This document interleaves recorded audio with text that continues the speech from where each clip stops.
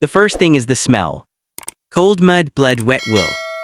Late November 1944. The Huichin forest on the German-Belgian border is half buried in mist and shredded pine needles. Shell bursts have raked the hillsides for days, turning trees into spears and paths into trenches of black water. In a low, timbered dugout cut into a slope, a lantern swings gently, its light yellow and unsteady. The noise outside is muffled now distant artillery and occasional crack of a rifle, but inside the war is very close. Stretchers are laid edge to edge on packed earth. Field dressings already darkened through. A German officer in blood-stained surgical whites lies against a sandbagged wall, breathing in shallow, ragged pulls. He is a surgeon, or was, until shrapnel from a tree burst tore into him while he worked. Now he is another casualty on his own floor, waiting for whatever the enemy decides. Boots scuff on the dugout steps. American voices, rifles, helmets, heavy silhouettes in the lantern glow. The German expects questions, suspicion, maybe a rough search. Instead, one of the Americans opens a battered medical tin, fingers feeling for something small and precious. A single morphine cigarette lies in the bottom, the last one. The medic hesitates, looking from his own wounded to the enemy doctor gasping on the stretcher. In that pause, with the war raging just beyond the earth walls, a different kind of decision has to be made. To understand how such a decision was even possible in this frozen maze of broken trees and broken men, we need to step back into the wider war that brought them here. By the late autumn of 1944, the war in Western Europe should, on paper, have been nearing its end. 5 months earlier, on June 6, Allied armies had come ashore in Normandy. Through June and July they had fought their way out of the hedgerows. In August, they broke the German front at Avranches, poured into France, liberated Paris, and drove fast across Belgium. In early September, American patrols were at the very edge of Germany itself, looking at the dragon's teeth and pillboxes of the West Wall, the Siegfried Line. From a distance, it looked like collapse. German armies shattered in Normandy, tens of thousands of prisoners, fuel stocks nearly gone, cities burning under Allied bombers. Many in London and Washington believed the Reich might not last the winter. But the maps hid something the soldiers felt in their bones. The front was stretched thin, supplies were lagging far behind the armored thrusts. Fuel, ammunition, even rations ran short, and when the Americans reached the German frontier, they met a different kind of war. Here in the tangled hills and forests of the Eifel, the Wehrmacht was not running, it was digging in. East of the Belgian town of Monschau lay a dark, densely wooded plateau of fir trees and steep ravines. The Huichenwald. To planners in headquarters, it was just another patch of green crossed by a few thin roads leading toward the Roer River and beyond it, the Rhine. To the men who had to go in, it would become something else entirely. The first U.S. units entered the Huichin forest in September 1944. They expected another advance like the ones across France. Instead, they found mines under every step, barbed wire buried under leaves, and German machine guns carefully sighted to fire through the trees. Artillery shells detonated in the canopy, ripping down wood and steel in lethal showers called tree bursts. The forest swallowed men, sound, and light. Maps were useless. Air support was blinded by the canopy and autumn weather. Tanks sank into mud or were funneled onto narrow trails already registered by enemy guns. For the German commanders, the Huichin was defensive ground bought at a discount. They had few tanks, dwindling artillery ammunition, and not enough replacement infantry. But they had time, mines, and trees. Orders from higher headquarters were clear: hold the approaches to the Roer dams, delay the Americans by weeks. Every day the Americans bled in the forest was a day the German high command could use to prepare something else further south in the Ardennes. As infantry divisions like the U.S. 4th, 9th, and 28th ground their way into the trees, another system marched beside them: the medical services of both armies. Nearly invisible on most maps, they were essential to keeping divisions alive. Each American infantry battalion carried with it a small, overworked medical detachment. Aide men, enlisted medics, moved with the rifle companies, wearing Red Cross brassards on their sleeves, carrying canvas bags of bandages, morphine syrettes, sulfa powder, and plasma kits. Slightly to the rear, usually in a cellar, a dugout, or an abandoned barn, the battalion aid station took shape. Here, a battalion surgeon, often a young physician in his late 20s, and his team worked over a constant stream of casualties. From there, a chain extended back: regimental collecting stations, division clearing stations, field and evacuation hospitals. Wounded who could be stabilized were sent on trucks and ambulances along cratered roads. Those who could not be moved died under the low ceilings of peasant houses or on stretchers in trenches under flickering lanterns. The German army had its own parallel system. Wehrmacht medical officers marked by caduceus insignia and Red Cross armbands served at battalion and regimental level. A Truppenarzt or Stabsarzt would direct a small team of orderlies and stretcher-bearers. Forward Verbenplätze dressing stations were shoved close to the line, often in reinforced cellars or bunkers carved into hillsides. Further back lay the Hauptverbandplatz, a main dressing station where more extensive surgery could be attempted. Both sides were formally bound by international law. The Geneva Conventions, refined in 1929, laid out protections for medical personnel and chaplains, for hospitals, ambulances, and for the wounded of all armies. Doctors and medics were not to be targeted. Enemy wounded were to receive care without discrimination. Medical supplies and vehicles marked with the Red Cross were supposed to be respected. Reality in the Huichen was darker and more complicated. The forest canopy hid markings. Artillery did not distinguish between a dugout containing a command post and one containing a dressing station. Snipers sometimes fired on stretcher-bearers. In the confusion of close combat, no one could be sure who was armed and who was not. Yet amid that chaos, most medical personnel on both sides tried to live by something older even than Geneva, the basic oath to treat the wounded, no matter their uniform. By November 1944, the Huichen campaign had already devoured thousands of lives. Small gains were measured in yards, not miles. American regiments were rotated in, shattered, rotated out. German units were patched together, reinforced with undertrained replacements and convalescents. Ordered to hold on just a little longer. Medical units mirrored that exhaustion. Surgeons at frontline dressing stations worked for 20 or 30 hours at a stretch, snatching sleep on blood-stained stretchers between artillery barrages. Supplies came up intermittently along mined roads in jeeps and horse-drawn carts. Plasma ran out first, then bandages, then morphine. Priority went to those who could be saved. In this grinding environment, the relationship between enemy and friend was often defined at the level of who lay on which stretcher. There were documented cases of informal truces to collect wounded, and cases where such truces were betrayed. And there were moments when the letter of doctrine collided with the stubborn humanity of the men holding the instruments. Somewhere inside this forest, on one of many nameless spurs and ravines north of the Rower, German and American medical systems would collide in the most literal way. In a single dugout, under a single lantern, with too many wounded and not enough medicine. To see how that collision took shape on the ground, we need to narrow our focus from the broad front to one battered ridge and one cluster of aid posts clinging to it in late November 1944. The ridge had no name on most American maps. Just a contour line, a narrow rise between two nameless draws, a few logging tracks cutting across it like scars. Locals knew it as part of the Huichen Forest. For the U.S. Army in November 1944, it was one more obstacle on the way to the Rower River and the dams that controlled its waters. The offensive then underway was called Operation Queen. Its goal: break through the German defenses west of the Rower, seize crossings, and open the last stretch of ground to the Rhine. In the northern sector, large British and American formations pushed across the open plain. Further south in the Huichen, American infantry divisions were ordered to clear the woods, secure the flanks, and deny the Germans any vantage point over the Rower Valley.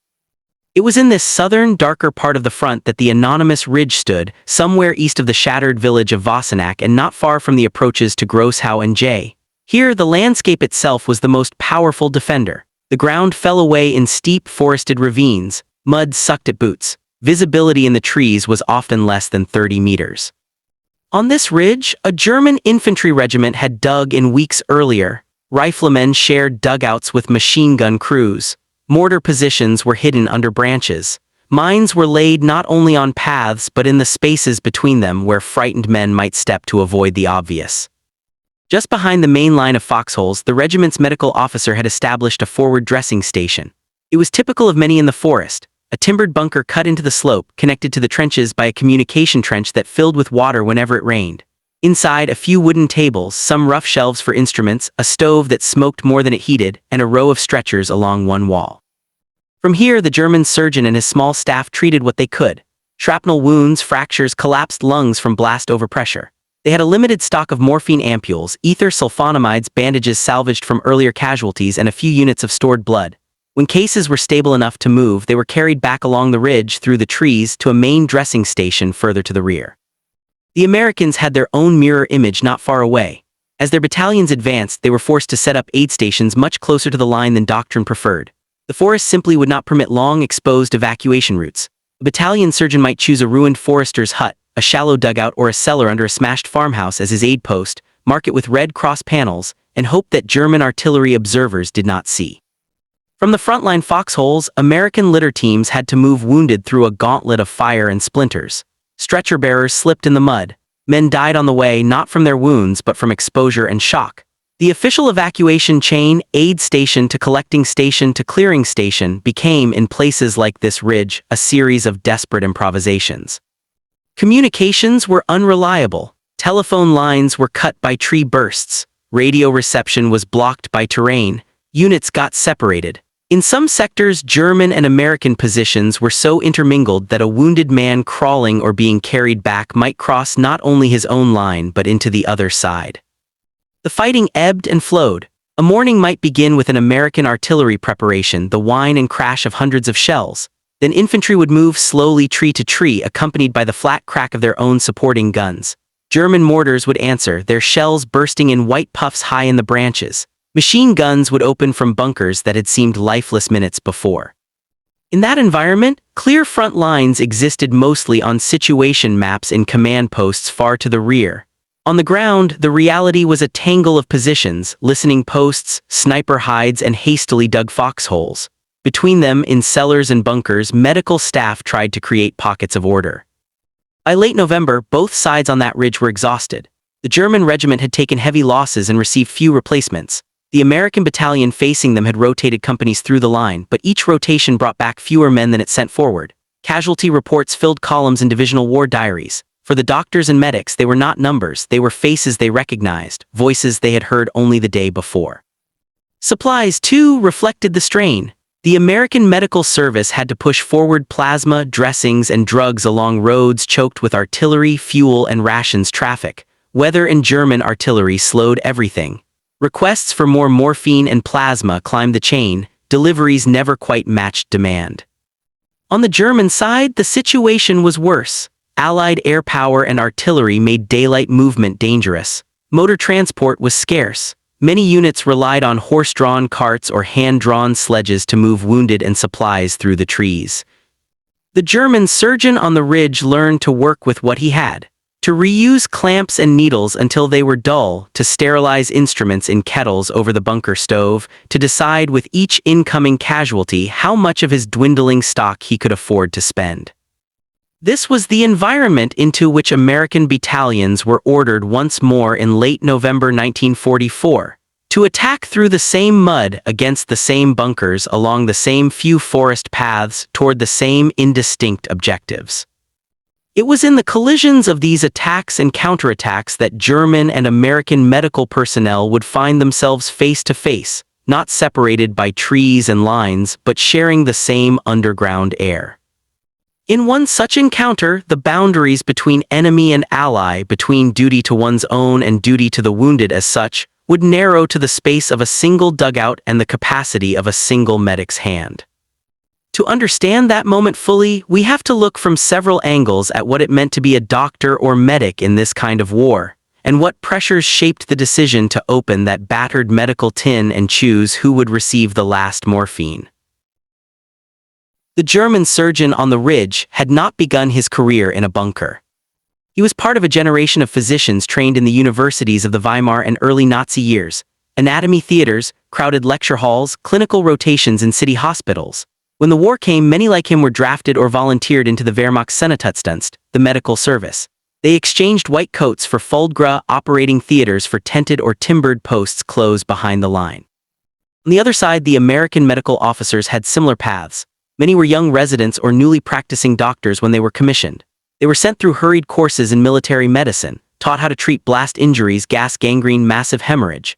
Enlisted medics, often barely out of high school, were given a few months of training in first aid, field sanitation, and basic pharmacology before being attached to rifle companies. By the time they met in the Hurtgen, any illusions had been stripped away. Both German and American medical personnel worked in a world of mud, blood, and constant noise. Hands were always cold, gloves were a luxury. They learned to recognize the smell of abdominal wounds, of burned flesh, of dying lungs. They learned to speak in shorthand, chest, belly, amputation. They learned the weight of a man who would probably live and the different weight of a man who would not. Fatigue was their constant companion. Surgeons fell asleep standing, leaning against bunker walls, jolting awake when a new stretcher came in. Medics carried their own trauma, memories of comrades they could not save, of field dressings pressed in vain against pulsing arteries, yet most held to a simple, stubborn identity. Whatever the uniform, they were healers first. That sense of self, quietly shared across the lines, would matter when a choice came that had nothing to do with tactics or terrain, and everything to do with what it meant to be a doctor in a war built for killing. For all their shared humanity, medical personnel in the Hurtgen were also tactical instruments. The position of an aid station could mean the difference between life and death for an entire company. Standard doctrine in both armies recommended placing primary treatment points a safe distance behind the front. In the Hurtgen, safe distance became an abstraction. If an aid station was too far back, evacuation times stretched from minutes to hours. Men with chest wounds, shock, or heavy bleeding often died en route. Commanders and surgeons developed a grim calculus. Push the aid station forward into a hollow, a cellar, a dugout in the ridge itself, and more wounded might reach care in time. But doing so meant bringing the fragile core of the medical operation within reach of enemy small arms, mortars, and sudden breakthroughs. American battalions sometimes lost their aid stations to direct shell fire, the tents or buildings collapsing under tree bursts. German dressing stations dug into slopes were buried by near misses or discovered and raked with machine gun fire. In such cases, the loss was not only of stretchers and instruments, but of the divisional surgeon's hard-won experience. Morphine and plasma, too, had tactical significance. A rifle company with its wounded properly sedated and stabilized was less likely to suffer breakdowns of morale. Men knew that if they were hit, someone would come and something could be done. In after-action reports, divisional documents occasionally noted that medical failures, delayed evacuation, lack of pain control, contributed to combat fatigue and loss of offensive momentum. At the same time, forward-deployed medical posts could become liabilities if the line shifted unexpectedly. A German bunker that had been safely behind its own trenches could, after a single American push, find itself isolated, cut off, or suddenly inside American lines. The wounded and the staff inside, including surgeons, could instantly transition from being part of the regiment's fighting strength to a cluster of prisoners under enemy rifles. It was precisely in such moments, when positions flipped faster than the wounded could be moved, that tactical reality pushed medical ethics and international law into sharp relief. A captured doctor, his own wounds fresh, was theoretically protected. But in the smoke and adrenaline of frontline combat, theoretical protections had to be translated into concrete choices. Those choices were shaped by more than training and fatigue. Over them lay the thin but significant framework of law and morality that still tried to assert itself, even in this forest. On paper, the rules were clear. The 1929 Geneva Convention relative to the treatment of prisoners of war, which both Germany and the United States had ratified, laid down protections for medical personnel and the wounded. Article after article described rights: the right of medical staff to continue caring for the wounded even if captured, the obligation of the captor to treat enemy wounded with the same care afforded to its own soldiers, the protection of hospitals, ambulances, and marked medical supplies. Both armies instructed their officers in these principles. American field manuals reminded commanders that medical personnel were non-combatants under international law. German regulations made similar points, at least on the Western Front. In theory, a captured surgeon was a valuable asset, someone who could help care for prisoners and perhaps provide information, but not to be mistreated. Yet law never operated in a vacuum. By late 1944, hatred had accumulated on both sides. Memories of dead comrades, of bombed cities, of atrocities in the East, of SS massacres in Normandy and Italy, all colored how soldiers viewed the enemy in front of them. Propaganda reinforced the sense that this was a struggle not merely against another army, but against a regime and ideology, sometimes against a people. In this atmosphere, the legal status of a wounded German officer meant little to a rifleman whose closest friend had just been killed. Rough handling of prisoners occurred. Instances of summary shootings, though rarer between regular forces on the Western Front than elsewhere, were not unknown. Conversely, German troops sometimes regarded medics, especially if armed, as fair targets despite their brassards. Medical personnel stood at a crossroads between these tendencies. Their professional oaths demanded that they see the man, not the uniform. Their chains of command reminded them of intelligence needs, of the necessity to keep their own wounded alive first. Their legal training told them that enemy wounded must be treated without unfavorable distinction. When an overrun bunker was found to contain a wounded enemy surgeon, those principles collided in one place. An enemy officer protected by law needed care, and the means to give that care were in short supply. The decision whether to reach for the last morphine cigarette or to hold it back was not made in a courtroom. It was made in the stifling air of a dugout, under the gaze of friends and prisoners alike. In that single motion of a medic's hand were bundled human empathy, tactical necessity, legal obligation, and something else still. The technology and logistics of medicine in 1944, the psychology of men who had seen too much, and the quiet pressures from distant headquarters. Those other forces deserve their own closer look before we return to the dugout and the glint of the needle. Morphine in 1944 was not an abstraction. It came in small, olive-drab cigarettes, soft metal tubes with attached needles preloaded with a single dose. Medics carried them in bandoliers or tin boxes, counting them the way riflemen counted bullets. A jab of morphine could mean the difference between a man screaming and a man breathing steadily while his leg was bound, his chest bandaged, his body dragged through mud. It did not heal, it bought time and sanity. Too little and the wounded might thrash and go into deeper shock. Too much, especially with chest injuries, and respiration might falter. In the cold on a dark forest floor, these calculations were made by feel and memory. Alongside morphine, sulfa drugs were sprinkled into wounds or given as tablets to fight infection. Plasma dried and reconstituted with water, flowed into veins to restore volume after blood loss. Penicillin, still scarce but increasingly available to Allied forces by late 1944, was beginning to change survival rates for septic wounds. Instruments were rolled in canvas, unwrapped and boiled over stoves or field burners. All of this depended on thin threads of supply. Boxes marked Medical Department, U.S. Army, or with German Eagles and Red Crosses had to make their way along roads shelled by artillery and strafed from the air. Priorities shifted constantly. Ammunition, fuel, food, winter clothing competed for truck space. When weather closed in or depots were hit, the flow faltered. On a ridge in the Huichin, that meant a battalion aid station might reach a point where plasma bottles were down to a few precious units, dressings were cut into smaller pieces, and inside a single tin box, one last morphine cigarette lay like a small, coiled promise. Technology and logistics had brought it there. Scarcity would give it moral weight. Inside the forest, hatred was often an abstraction too, until it was given a face. From boot camp onward, soldiers were fed images of the enemy. In American training films and pamphlets, the German soldier was depicted as fanatical, mechanized, marching in lockstep. For German troops, propaganda spoke of Anglo-American plutocrats, of air raids razing cities, of an enemy bent on Germany's destruction. News from the Eastern Front, from Normandy, from massacres and reprisals, hardened minds. Yet for medics and doctors, the enemy most often appeared not as a charging figure in a steel helmet, but as a man on a stretcher, clothes cut away, skin pale, eyes unfocused.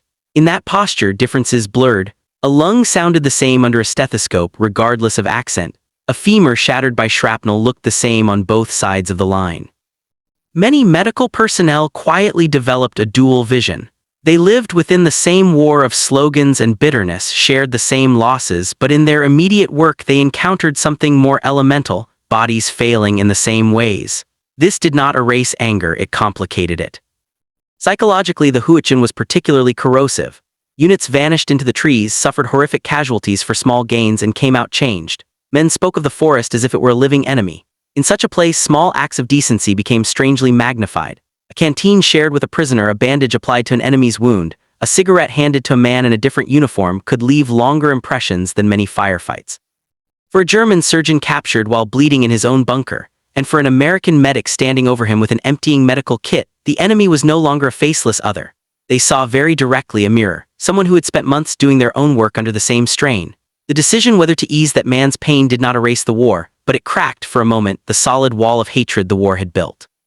Above these men, invisible in the trees, command expectations still hung. Both the Wehrmacht and the U.S. Army issued field orders and regulations regarding the treatment of enemy wounded and medical staff. American unit commanders received reminders that prisoners of war, including doctors and nurses, were to be protected, registered, and used within the bounds of the Geneva Convention. German orders on the Western Front, especially for regular army units, generally echoed this formal respect, even as SS formations often operated by harsher rules elsewhere. From a headquarters perspective, enemy medical personnel were potential intelligence sources. A captured surgeon might know the organization of a division, the state of its casualties, perhaps hints about morale and supply. Interrogators in the rear valued such information. There were also practical incentives. Captured enemy doctors could be asked, though not legally forced, to assist with the care of prisoners, easing the burden on their captors' medical services. But these were concerns of echelons far behind the front. Between divisional directives and the dark of the dugout lay layers of friction. Junior officers and NCOs, confronting a sudden crop of prisoners and wounded, had to balance security, speed, and humanity. They knew that any mercy shown might not be reciprocated elsewhere. They also knew that shooting or neglecting prisoners, especially clearly marked medical staff, could lead to discipline, even courts-martial. For line medics, the pressure was simpler and more immediate: triage. Save who can be saved within the limits of time, space, and supplies. Yet even here the specter of command loomed. If they exhausted their morphine on one patient and another more valuable casualty arrived later, an officer, a man from their own unit, questions might be asked. In such a climate, spending the last dose of painkiller on an enemy surgeon was not only a personal moral act, it was also, in a quiet way, an act of professional defiance. It placed the universal obligation of medicine above the narrower logic of military utility. All these strands, technology, psychology, command, converged in late November 1944 on that anonymous ridge in the Huichin, when an American attack buckled a section of the German line and swept over a bunker that had, until that morning, been a place of healing for the other side. In the last days of November 1944, the forest wakes in darkness. Night hangs on longer here. In the Huichin, dawn is not a sudden thing but a slow lightening of mist between tree trunks. The ground is frozen in some places, a sucking paste of mud in others. Men are already awake when the first gray seeps into the hollows. Along the anonymous ridge, an American infantry battalion is forming up for another push. Maps say the objective is a line of grid coordinates, a shallow rise beyond a ravine. On the ground, it is just more trees. Company commanders hunch over damp paper with flashlights cupped in their hands. Platoon sergeants pass quiet orders. Bayonets are checked, machine gun belts straightened, radios tested and retested. Behind them, American artillerymen have been working through the night. Guns nose out of the woods miles to the rear, their barrels black against the pale sky. Fire missions are plotted on transparent overlays, concentrations along suspected trench lines, known machine gun nests, suspected command posts. In theory, the German positions on the ridge will be plastered before the infantry arrive. At first light, the guns speak. Sound rolls through the forest like a physical thing. Shells whistle overhead, then detonate in yellow-orange flashes as they hit the tree canopy above the ridge. Splinters of steel and wood spray downward. The air fills with the sharp, dry crack of tree bursts. For the German infantry and their officers, the bunker walls tremble. Dirt filters from the ceilings. Somewhere along the line, a field telephone goes dead. In a timbered bunker cut into the slope just behind the forward trenches, the German regimental surgeon braces himself against the tremor. He has been awake for most of the last 2 days. His smock is stained from knees to cuffs. Around him, lanterns sway on wire hooks, making shadows jump across the low ceiling. The bunker is not large. 2 rough tables serve as operating surfaces. A shelf along one wall holds enamel basins, bandage rolls, ampules in cotton-packed boxes. A small stove hisses in the corner, its pipe disappearing into the earth. Along the opposite wall, 4 stretchers are laid side by side, already occupied. As the artillery falls, wounded keep coming.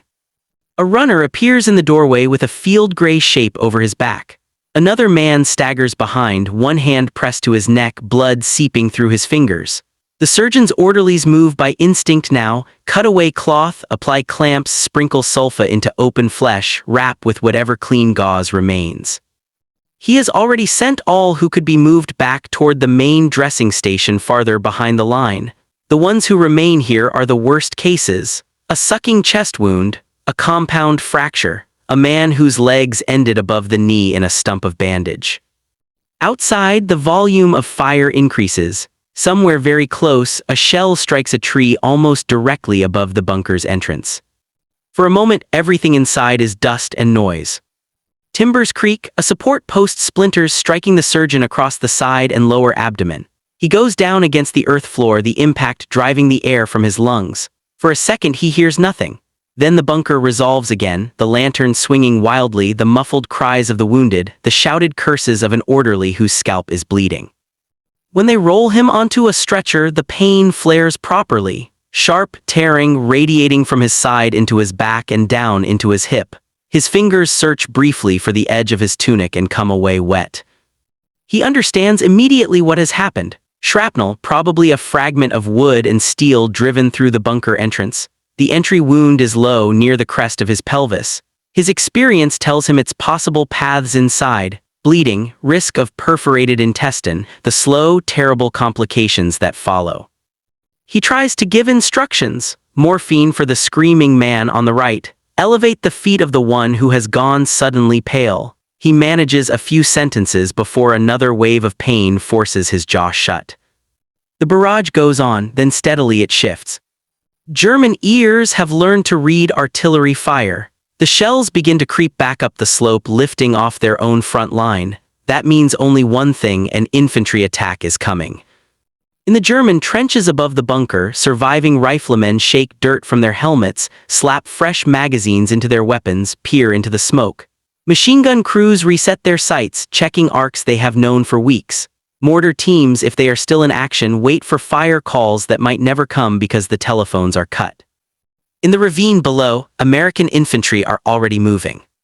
They go by squads, bending low, slipping from tree to tree. The ground is covered in splintered branches, shell holes full of water, coils of rusted wire. Men fall or trip, get up, keep going. The first enemy they meet is not usually a man but a mine. A sudden, sharp explosion, a shout, a body flung sideways. Medics trail close behind the leading platoons, where doctrine says they should not be. In the Huichin, doctrine is a suggestion more than a rule. The aid men have seen what happens when they lag too far. Today their bags are already lighter than they should be. Over the last days, morphine syrettes have been used faster than they could be replaced. Plasma too has been running low. Requests up the chain have been answered with shrugs and the phrase, "everything is tight." As the Americans reach the lower slope of the ridge, German machine guns open up. Bullets scour the undergrowth, snapping off twigs, thudding into tree trunks. Men drop, some from bullets, some from instinct. Mortar shells begin to fall again, less dense than the American barrage but precise, walking up likely approaches bracketed by weeks of practice.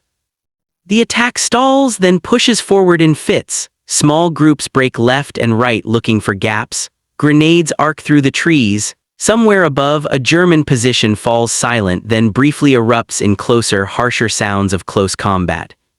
The surgeon in the bunker hears none of the individual details, only the muddled roar of battle filtered through earth and wood.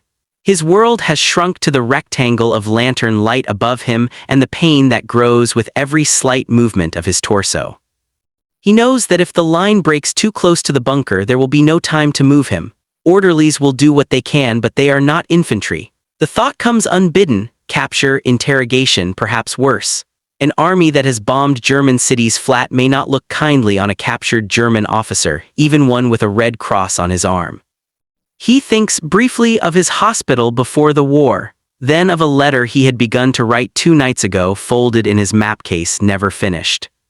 Outside, the sounds change once more. Shouting in a different cadence, the crack of weapons with a slightly different tone, the unmistakable clatter of equipment not issued by the Wehrmacht, boots thumping on the earth above the bunker, then on the narrow steps leading down. The orderlies freeze for a heartbeat, then one raises his hands, eyes already on the pistols and rifles that must be pointed their way. American soldiers fill the doorway, silhouettes against the gray light. Helmets netted, parkas smeared with mud, the smell of sweat and cordite. Fingers tight on triggers, then easing slightly as the scene inside resolves. Stretchers, bandages, lanterns, a stove, Red Cross markings on sleeves, no machine guns, no radio. Voices speak in English, sharp, assessing. A few words of German are thrown in: Arzt, doctor, mangled by accent but clear enough. One of the Americans shouts back up the stairs. A few minutes later, another group clatters down. Men with Red Cross brassards, their own bags bulging with instruments and medicines, faces drawn with fatigue very similar to those of the Germans. For a moment, the bunker holds a strange stillness. Enemies stand within arm's length of each other, all of them under the same low ceiling, all of them aware of the shells that could resume at any time. Then training asserts itself. The American medics move forward, eyes scanning, hands already going to pulses, bandages, airways. They have their own wounded in tow, a man with a leg wound, another cradling a shattered hand, and they must now treat friend and enemy in the same cramped space. On one of the inner stretchers against the far wall, they find the German surgeon. His rank is visible on the collar of his blood-stained tunic. So is the caduceus insignia of the medical service. His face is pale, jaw clenched, breath shallow. The bandage over his side is already seeping through. He sees the American helmets, the rifles, the strange uniforms. Years of propaganda and months of hard fighting boil down to a tight knot of expectation. Questioning, suspicion, perhaps anger at what his army has done, at what he himself may represent. Instead, one of the Americans kneels, fingers at his neck, then at his wrist. Another touches the bandage lightly, feeling the heat beneath it. They exchange a look that is half wordless diagnosis, half silent question. Behind them, on a small wooden crate, an American medic drops his bag and flips open a metal tin. Inside, among rumpled gauze and used wrappers, only a few items remain. At one corner, a single metallic glint catches his eye. One last morphine cigarette, lying alone against scratched olive paint.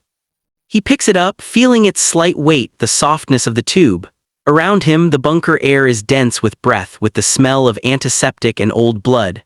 American and German wounded lie side by side. Somewhere behind, a stretcher has just been set down with a muffled groan from its occupant in an American field jacket. The medic's hand pauses above the open tin, the morphine caught between his fingers, as he looks from one face to another in the flickering light. The medic's training had not prepared him for choices like this, not in such stark form.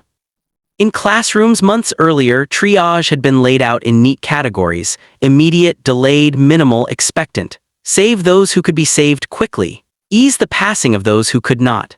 Allocate scarce resources, blood, plasma, operating time, morphine, where they would do the most good for the greatest number. In the Huichin, those categories blurred. Men labeled expectant sometimes lived. Men thought to be immediate died before they reached a doctor. Now, in the cramped air of a captured German bunker, the theory contracted into the space of his palm. He looked first to his own. An American infantryman lay nearest the entrance, jacket cut away from a wound in the thigh. Blood had soaked the field dressing but was now slowing, clotted by pressure and cold. The man was in pain, but his breathing was steady, his pulse strong. Bandages and a splint would carry him back to the battalion aid station. Morphine would make the journey more bearable, but it was not essential to his survival.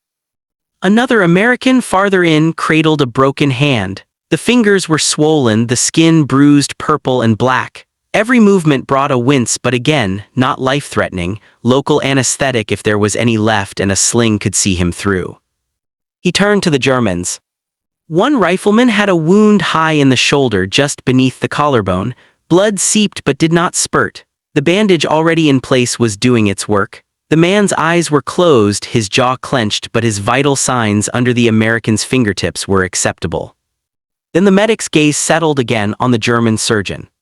Here experience spoke clearly. The pallor was different, a gray-green tinge around the mouth, a sheen of cold sweat across the forehead. The breathing was shallow, not with panic, but with the restrained motion of someone who knew each expansion of the diaphragm might tear something further inside. When the medic's fingers pressed lightly near the edge of the bandage, the German's head rolled back, a sound escaping that was half gasp, half suppressed cry. Under the stained field dressing lay an injury the American could not fully see but could infer. A deep wound in the lower torso, perhaps with internal bleeding, perhaps with intestinal damage. Shock was not far away. Without adequate pain control and rapid, careful handling, the surgeon's chances of surviving the journey back through the forest were poor. The medic also knew from bitter recent days what being out of morphine meant. In the last 72 hours, he had watched men bite down on belts, on their own hands, on splintered sticks as shattered bones were set and wounds probed. He had seen the look in a man's eyes when the promised relief never came, because the little metal tubes in the medic's pouch had all been used. Behind him, somewhere up the slope, more Americans were still fighting. More would be hit. One of them might, within the next hour, be carried in with a wound every manual would mark as immediate. a case where a jab of morphine could prevent a spiral into shock and death. Doctrine and simple loyalty argued for keeping the last dose in reserve. But he was also a product of another system. The red cross on his brassard was not decoration. It was a symbol of obligations that stretched across uniforms and languages. Training lectures had repeated phrases from the Geneva Convention: no adverse distinction, equal care for enemy wounded. Senior medical officers had reinforced the message in more practical terms. Enemy casualties would often end up in American clearing stations and hospitals, consuming time and resources. Treating them properly from the start reduced complications that might tie up surgical teams later. He knew, too, that the man on the stretcher before him was not simply another prisoner. The insignia on the collar, the cut of the tunic, the blood-stained smock still hanging from his shoulders made that clear. This was a surgeon, someone who, until an hour ago, had been doing the same work on the other side. His hands, like the medics, had been occupied not with firing rifles but with binding wounds. Within the unspoken hierarchy of their profession, that meant something. Accounts from this period on both sides later described such moments. American medics spoke of feeling a quiet kinship with captured German medical officers, a sense that they were part of a small fraternity trying to hold on to certain rules in a world that had largely abandoned them. German doctors remembered surprise, even disbelief, when their American counterparts extended to them the same courtesies and care they gave their own.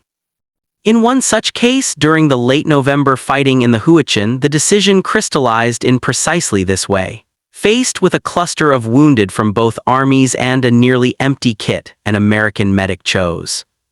He did not announce it. There were no speeches. He simply turned, slid the small metal cigarette from between his fingers, bit off its protective tip, and tapped the needle to clear any air. Then he knelt by the German surgeon's stretcher. The needle slid into the skin of the upper arm. A thumb pressed the little tube, depressing it slowly until the morphine flowed into the vein. The effect was not dramatic in the cinematic sense. There was no instant relaxation, no sigh of perfect relief, but within a minute or two the tightness in the surgeon's face eased slightly. His breathing, though still shallow, grew more regular. The tremor in his hands lessened. Muscles that had been clenched against the pain unlocked just enough to allow his body to be moved without tearing open whatever fragile balance still held inside. Around them, the bunker's sounds shifted back into their usual rhythm: groans, the rustle of bandaging, the scrape of boots. A few of the Americans glanced over, taking in the scene without comment. A German orderly, still standing with hands half raised, lowered them slowly, eyes fixed on the American's hand, withdrawing the now emptied cigarette. In that cramped space, the gesture sent ripples. The German wounded understood, at least in outline, what had just occurred. Morphine was as scarce in their army as in the American one. To see an enemy expend a last dose on their own surgeon was to witness a form of respect that transcended the front lines etched into the forest above. For the American medics, the consequence was immediate and practical. When the next stretcher was carried in, another American, this time with a deep, ragged wound in the forearm, the medic's hand reached automatically to the tin and found now only emptiness. Dressing and a tourniquet would have to do. The man would endure the ride back awake, teeth clenched, every jolt of the litter transmitted straight through bone and nerve. The medic felt that weight. Later, in after-action reviews or quiet conversations, he might question himself. Had he spent too much on an enemy when his own men still needed so much? Yet in the moment, with a seriously wounded man before him and a clear understanding of the oath implicit in the Red Cross emblem he wore, the decision had seemed less like a choice and more like the only way to remain what he had been trained to be. Once the most urgent wounds were addressed as best they could be, evacuation began.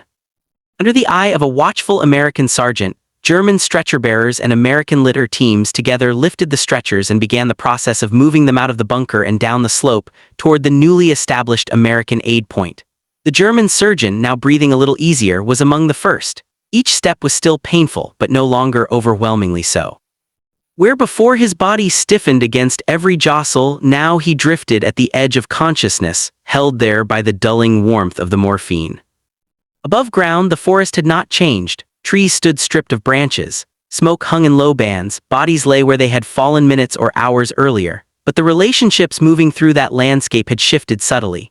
Here was a column of wounded from both armies, moving in the same direction under the protection of the same Red Cross symbols toward the same uncertain future. Tactically, the capture of the bunker was a small success in a campaign of grinding attrition. The ridge would be reported as secured or partially secured in terse staff summaries. Casualty figures would be added to already swollen columns. The front would inch forward or not. Yet for those who had been in that bunker, another front line had been crossed. In the middle of a forest that seemed to exist only to destroy men, a single act, the transfer of a last morphine dose from one side's limited stock to the body of an enemy, had quietly affirmed that some rules still held.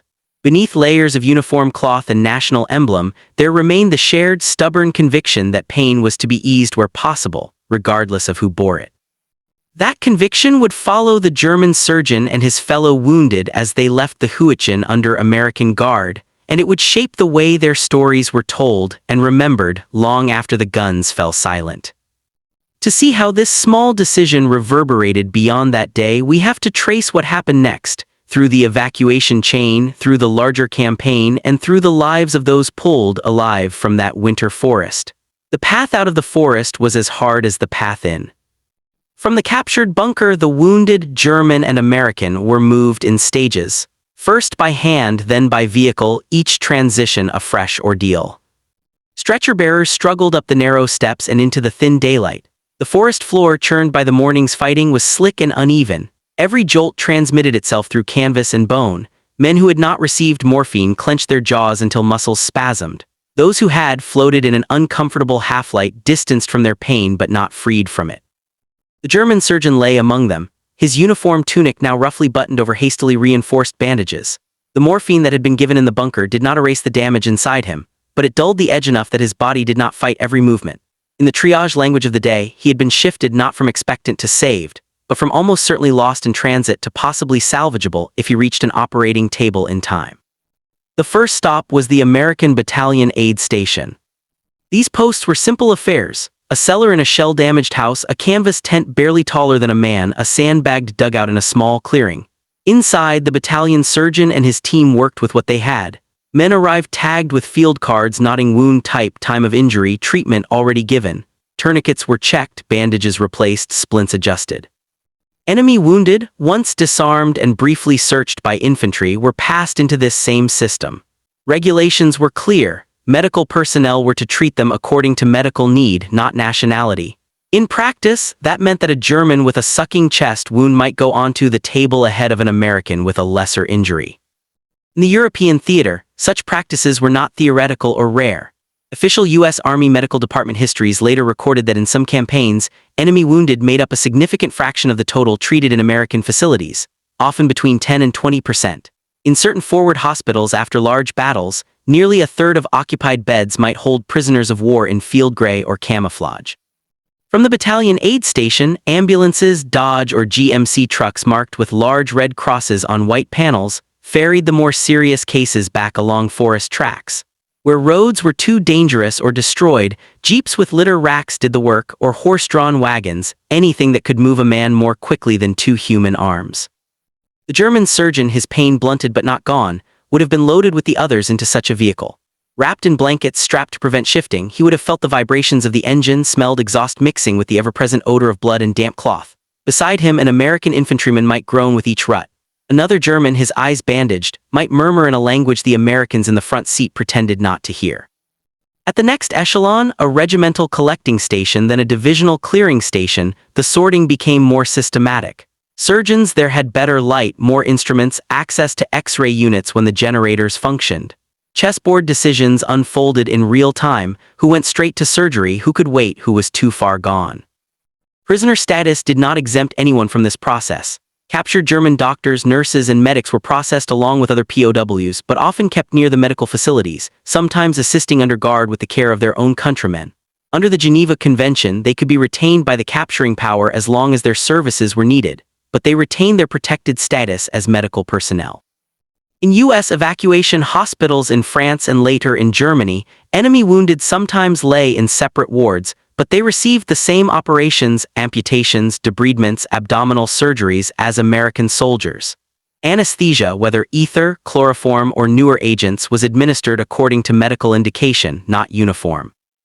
Medical journals and post-war reports note cases of German POWs receiving artificial limbs, extended convalescent care, even rehabilitation, all at the expense of the U.S. Army Medical Department. Behind each such case lay a chain of mundane but critical decisions made closer to the line. The choice to stop a hemorrhage properly rather than hurriedly bandage and move on. The choice to share a last unit of plasma. and sometimes the choice to spend a final morphine cigarette to make evacuation survivable. For the American medic who had made that choice in the bunker, the aftermath was more immediate and less abstract. In the hours that followed the capture of the ridge, more wounded arrived at the battalion aid station. Some had to be worked on without the benefit of strong analgesia. Where morphine was gone or rationed for only the most excruciating cases, other means were used. Barbiturate tablets when available, local anesthetics in limited quantities, or simply physical restraint and the presence of another human hand on a shoulder, a wordless attempt to anchor a man suffering on the table. Privately, medics and surgeons gauged their earlier decisions against each new case. When a badly wounded American came in later that day and had to endure a rough journey and painful first treatments without morphine, questions might have tugged at the mind of the man who had emptied the last cigarette into an enemy's arm. The war did not pause for moral accounting, but the thoughts came anyway, unbidden, at night or in the rare quiet between shellings. News of the incident, or incidents like it, tended to spread in a limited way. Within a company or a battalion, men talked. Word would pass that the aid man used our last morphine on a Jerry doctor, carrying shades of admiration, resentment, or incomprehension depending on who was telling it. Some riflemen hardened by losses might see it as misplaced mercy. Others, especially those who had witnessed the bunker scene directly, recognized in it a kind of quiet sanity amid madness. For higher headquarters, the capture of enemy medical personnel was logged in operations journals and intelligence summaries. Interrogation teams questioned German doctors about their units, their casualty rates, their observations of Allied fire and tactics. Occasionally, such officers provided useful insights. More often, exhausted and wounded, they had little to add beyond what other prisoners had already said.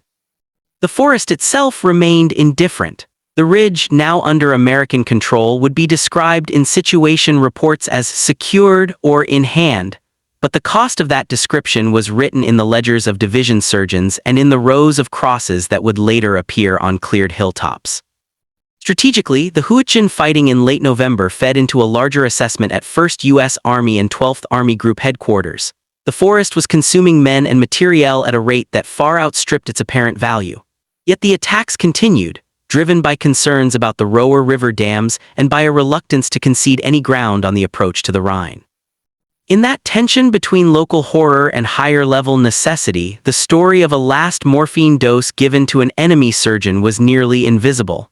It did not stop the next attack order from being typed. It did not shorten the casualty lists in the weeks that followed. But for those whose paths crossed in that bunker, it altered the texture of their war. The German surgeon's subsequent journey through American medical channels, and the continued ordeal of the Huichin and its aftermath for the American units involved, would carry the imprint of that decision in ways both practical and deeply personal. To see how those broader currents unfolded, from the dying campaign in the Huichin to the shock of the Ardennes offensive, and into the post-war memories of the doctors and medics who survived, we have to widen the frame once more, following these men beyond the ridge and into the next phase of the war. The Huichin campaign did not end with the capture of a single bunker or ridge. Into December 1944, the fighting continued, spreading like a slow bruise along the German frontier. American divisions rotated through the forest, the 4th, 8th, 9th, 28th, and others, each leaving behind dead, wounded, and men whose minds would never fully leave those trees. German units clung to their positions, falling back only when forced, obeying orders to buy time at any cost. On the situation maps at 1st U.S. Army headquarters, the line crept forward in jagged increments. Villages like Wassenack, Schmidt, and Grossau appeared and reappeared in reports, gained and lost, then gained again. Casualty figures mounted. Tens of thousands of Americans and Germans killed, wounded, or missing in the Huichin alone by the time the campaign was over. For American medical services, the forest became one of the most punishing testing grounds of the European War. Official histories compiled after 1945 noted the particular challenges: delayed evacuation, exposure, high rates of trench foot and pneumonia, the difficulty of maintaining even basic sanitary conditions under constant shellfire and in freezing mud. Surgeons and medics who survived carried lessons and scars into the campaigns that followed. For the German medical service, the picture was bleaker still. Supplies dwindled under the combined pressure of Allied bombing, shrinking industrial output, and competing fronts. Blood products, sulfa, and bandages were in chronic shortage. Morphine stocks were stretched to the limit. Exhausted doctors worked under the knowledge that for many of their patients, even the best care they could offer would end not in recovery, but in transfer to an increasingly overwhelmed hospital system deep inside a country being steadily pulverized from the air. One of the few strategic dividends the German command drew from the Huichen was time. The weeks consumed by that forest fight contributed directly to the calendar that Hitler and his staff were watching. In the Ardennes to the south, units were resting, rebuilding, and secretly assembling for a last desperate counteroffensive in the west. On December 16, 1944, less than a month after the scenes on that anonymous ridge, those units would crash into thinly held American lines in Belgium and Luxembourg, beginning what the world would know as the Battle of the Bulge. Many of the American formations that had been chewed up in the Huichen were thrown almost immediately into this new crisis. The 28th Infantry Division, bloodied in the forest around Schmidt and Wassenack, was redeployed to the Ardennes, only to be struck hard in the opening days of the German attack. The 4th Division, after its own costly fight through the woods, found itself in Luxembourg facing fresh assaults. Men went from one hellscape of trees and fog straight into another of snow and encirclement. The medical services followed them, stretched thinner still. Aid stations that had barely recovered from November's workloads were suddenly treating long lines of frostbitten men, casualties from armored clashes in narrow Belgian streets, and survivors of massacres like Malmedy. The same questions of triage and mercy recurred, now in landscapes of snowbanks and burning villages rather than dripping evergreens. On the German side, the medical officers and surgeons who had held the line in the Huichen had little time to rest. Those not captured were reassigned, in many cases, to units thrown into the Ardennes offensive. They now faced the inverse of the Huichen problem: rapid advances, at least in the opening days, that outpaced their ability to evacuate wounded back through congested, icy roads choked with armor and supply columns. Some of their colleagues did not make that journey. Wounded and captured in the Huichen or in the early stages of the Ardennes, they entered the Allied prisoner of war system, carrying with them both their professional skills and their personal experiences of how the enemy treated the vanquished. Captured German medical officers were often quickly recognized for what they were, and separated from general POW streams. In some forward areas, American doctors asked, within the boundaries allowed by Geneva, for their assistance in caring for German prisoners. In larger camps in France, Belgium, and later inside Germany, German doctors ran infirmaries and small hospitals under American supervision, tending to their own countrymen with supplies provided by their captors. Many of these men, when interviewed after the war by historians or when writing their own recollections, remarked on the paradox of their situation. They had been part of an army fighting a brutal, often criminal war, yet in American hands they frequently received correct, even generous treatment. Operations they could no longer perform in their own collapsing medical system: complex bone reconstructions, abdominal surgeries with ample blood reserves, were carried out on them or their patients in American-run theaters. Stories like the one from the Huichen of an American medic using a last morphine dose on a wounded German surgeon fit into this larger pattern. They were not the only stories. There were also accounts of neglect, of rough handling, of moments when exhaustion or hatred overcame principle. But the memories of unexpected humanity lodged deeply.